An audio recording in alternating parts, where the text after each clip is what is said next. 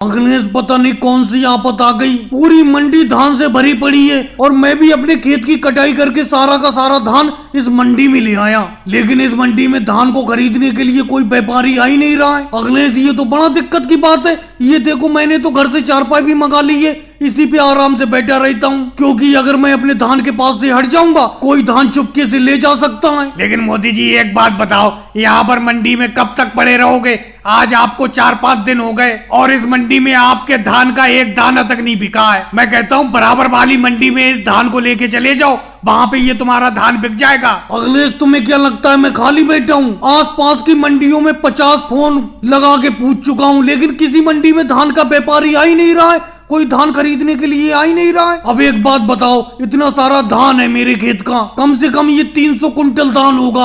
अब मैं दोबारा इस धान को लोड करने के लिए ट्रक मंगाऊं, फिर ट्रक को दूसरी मंडी में ले जाऊं, क्या मैं यही करता रहूंगा? मेरे इस धान का सारा पैसा तो इधर उधर ले जाने के भाड़े में ही खत्म हो जाएगा। अरे राहुल, वो देखो एक व्यापारी आते हुए दिखाई दे रहे हैं, लगता है अपनी तरफ आ रहे हैं वो। भाई साहब, ये धान की ढेरी क्या आप ही की है? जी भाई साहब, ये धान की ढेरी मेरी ही है। बोलो क्या रेट में बेचोगे इस धान को? बोलो, अगर सही रेट में बेचो तो सारा का सारा धान आपका मैं खरीद लूंगा।